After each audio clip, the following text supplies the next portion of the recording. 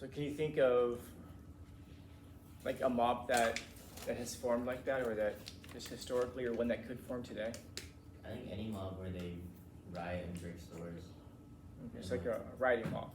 Yeah. Okay. Yeah, we can think of lots of different groups that people will join. And the advantage of joining a group is that you get anonymity. So nobody knows who you are. For example, when you see rioters, a lot of times we see like Antifa. They'll all dress in the same colors. They'll dress in all black, black hats, black hoods, black face masks, so that it becomes impossible to know who's who right now. So in other words, if somebody runs over and they smash a window, and then they tell the police, someone just smashed my window, somebody from that group over there. Well, can you describe them for me? Yeah, they were wearing all black. And then you look over there and there's like 50 people, 100 people wearing black.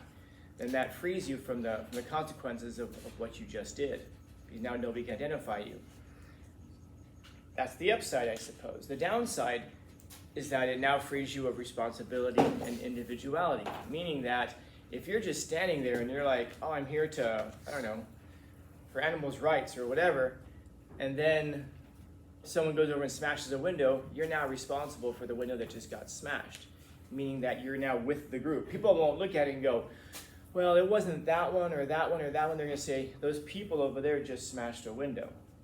So you lose your individuality, but then you also lose your individuality. In other words, you lose your responsibility for your individual actions, but now you take on the responsibility for the group actions. So before joining a group, it's worth asking ourselves, do we want to be responsible for the whole group, what the whole group decides to do? And by the way, it extends beyond even just like a mob in a riot. Think about political parties. If you identify yourself as a Democrat, people are going to say, oh, so you support the guy who can't walk upstairs and bumbles over sentences and can't keep his thoughts straight, and he craps his pants when he goes and meets the Pope. You're with that guy, and you might be like, well, I'm with that party, I'm with that ideology, then maybe I don't support that guy. Oh, but you're a Democrat, right? Yeah, I can't believe you support that guy. In other words, as long as that group supports that guy, if you're part of that group, people are going to see you that way. So you're all in favor of abortion. Well, no, I didn't say that, but I like the other things about the Democratic Party. But you're supporting people who support abortion, so therefore you're supporting baby murderers. But maybe I'm against that part. Maybe I want a different guy for president, but I like the ideologies. It's the same on the other side too. If you identify as Republican, oh, so you're a Trump supporter. No, I wouldn't vote for him. There's somebody else I want. But if Trump gets the nomination, you're going to vote for him, right? Well, I guess if he's part of the party, so then that means that you're voting for everything else that Trump says and stands for. That's what we give up when we join a party. You're stronger because you're with a coalition. You're with the Democratic Party. You've now joined yourself to millions of people, or you joined yourself to millions of people as a Republican.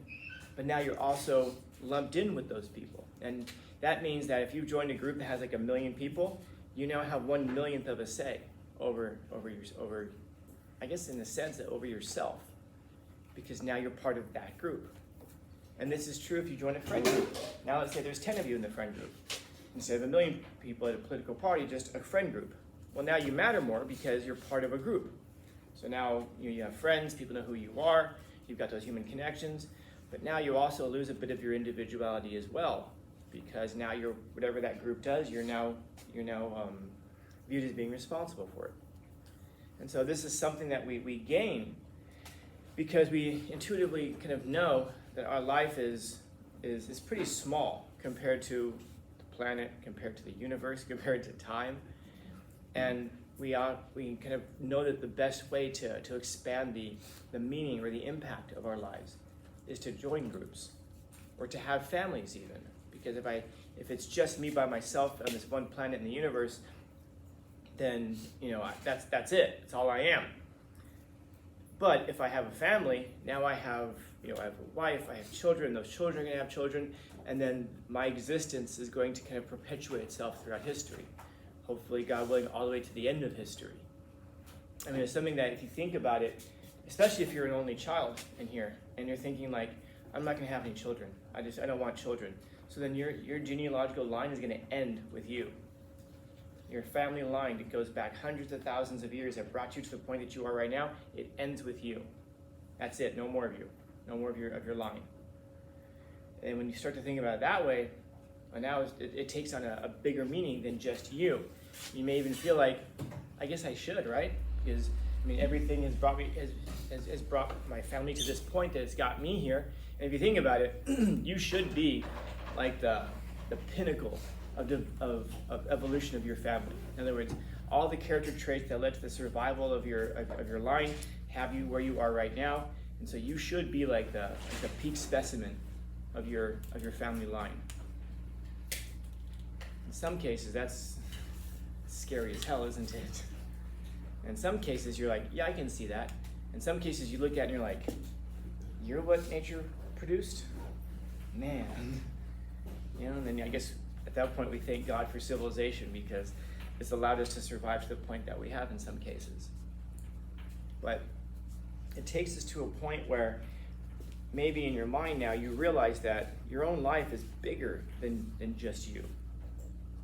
It's a whole culmination of history that has brought us to this point here. And so, maybe it produces a level of responsibility in us. But in order for that to happen, again, we have to give up a little bit of a sense of our person. We have to give up a bit of our individuality and to see us as a line in a whole. In other words, as part of a whole line, genealogical line that led us to where we are today. And for some of us, that's like, I don't want to do that because then I'm kind of responsible for what I do. Yeah, and that's the thing that you lose.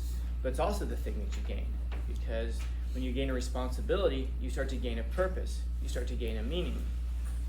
And there's two ways, I guess, maybe of seeing life, that either everything matters or nothing matters. And if nothing matters, then nothing matters. Should you live or die today? It doesn't really matter. Should you have children and perpetuate that family line? It doesn't matter. Should you go to school? Should you get a job? Should you pursue your passion? Should you love your career? Nothing matters.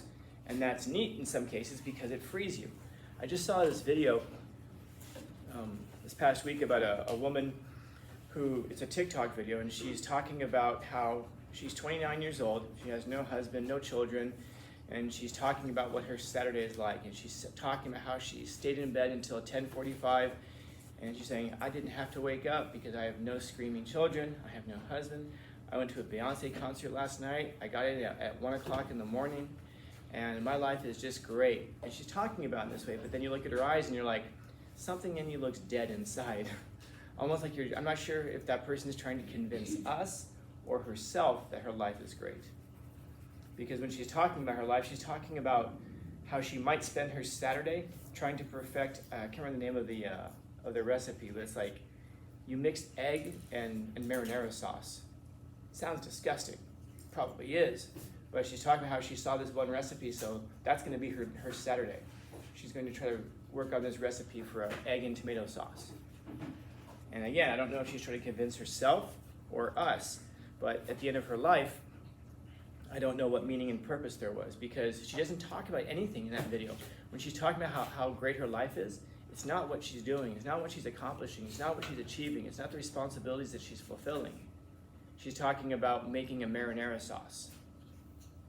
And I don't know how much meaning that's going to have for her in the long run. On the other side of the coin, I don't know, what do? Do you have a family? Do you have children? And then you're waking up at 6 o'clock in the morning because one of them is like prying open your eye, asking you if you're awake, and asking you, telling you that they're hungry and that they have to go to the bathroom. Then that becomes your life, and people may sit there and say, well, that sounds like my personal hell. But then at that point, also understand that everything you do matters, because you have a kid who's looking at you, or a child who's looking at you, who's going to imitate you for the rest of their life. Whatever characteristics they pick up on, they're going to imitate you for the rest of their life. And so you have to kind of 24/7 be on this perpetual guard of being the best person possible. If you internalize it that way, and if you understand it for what it is. Now, if I get really frustrated very quickly, my child is going to learn to get frustrated very quickly. If I teach my child that giving up is okay, which, I'll leave it at that. If I teach my child that giving up is okay, then that child's going to grow up thinking it's totally okay to just give up. You know, like if people who raise their kids and like they'll say, hey, let's try soccer. I was talking to somebody recently who has a daughter, and her daughter wanted to play soccer, so she put her in soccer, and she's complaining to me that the coach sucks, and which is always things that people say. And then the daughter didn't want to play soccer anymore, and she said, no, you're going to finish the season. I don't want to. Doesn't matter. You signed up for it. You committed to it. You're going to finish. Versus someone who just says, oh, you don't want to do it anymore? Oh, thank God, I don't have to drive you over there on Saturday mornings anymore. Okay, if you don't want to finish it, then you don't have to. You shouldn't have to do anything you don't want to do in life. What a horrible message that is. How many of us want to eat our vegetables and drink water? How many of us want to go to school every day, wake up and go to school? How many of us want to study instead of do other things? It's okay, you don't have to, because you shouldn't have to do anything that you don't want to do in life. Well, that's a terrible message. How many of us want to be in shape? How many of us want to take care of ourselves? Hell, how many of us want to take care of others? And what do you develop at that point? You develop a character trait of giving up all the time, because nothing that's worthwhile is easy to do. And it's full of thorns and thistles along the road to get there. I mean, hell, if it was easy, everyone would do it. But instead, we learn how to quit. And so if you allow if your child sees you quit something, especially if they see you quit things over and over again, then that's the character trait that they're going to learn. It's a 24/7 job, man. I don't envy it at all. I mean, and especially if you're around people who are always looking for you to be a hypocrite, young people. That way it gives them a reason to not do what you do, to not follow what you say.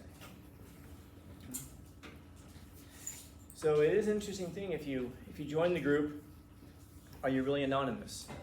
You know, I guess in a sense, because you lose your individuality. It isn't necessarily clear that you really speak the truth. In fact, if we end up in groups, that's when we speak the truth the least.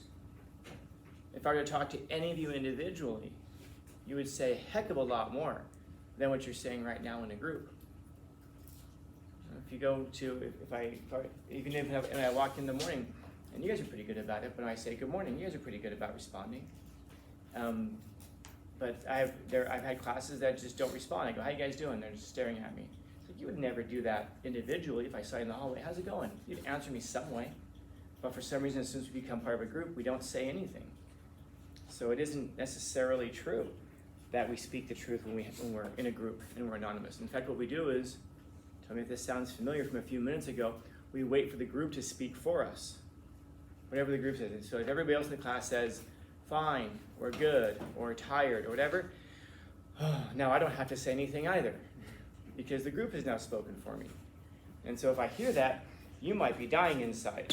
And everybody in the room says, it's great, Say's wonderful. I go, all right, Say sounds wonderful. And you're like, not for me, doesn't matter. You didn't manifest, you didn't say anything. So therefore, what you're really thinking and feeling never entered the world. You may as well have never had those feelings in the first place. The only way that your feelings and your thoughts matter is if you actually introduce them into the world. You say something, you do something. Otherwise, you let the group operate for you. And of course, that's when we start complaining about things. Oh, I can't believe we're doing this. I can't believe we're going in this direction. I can't believe that. You know, I don't know if you guys are like so far, if you guys are just like super excited about everything that we're studying this semester, or if you just don't tell me what you really think. Because I have said to you how many times, if there's a subject you're interested in, let me know. I've said it over and over again. We can develop a unit on it. There's some subject. I've told all my classes, 170 students.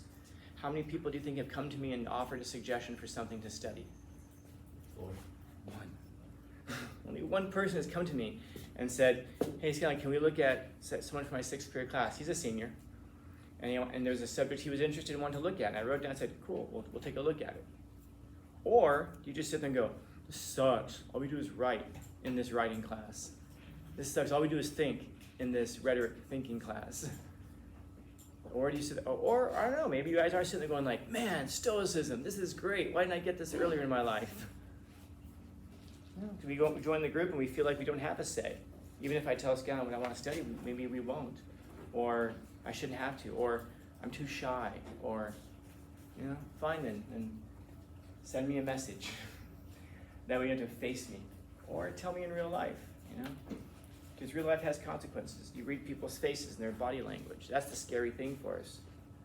Like Rain was saying, we're risking judgment. And so that's what it is to be an individual. When you're an individual, you risk judgment, personal judgment. When you're not an individual and you join a group, the group may get judged, but we don't feel personally responsible for it. You just understand what it costs and what you gain. Questions? Comments, concerns, complaints, criticisms, critiques?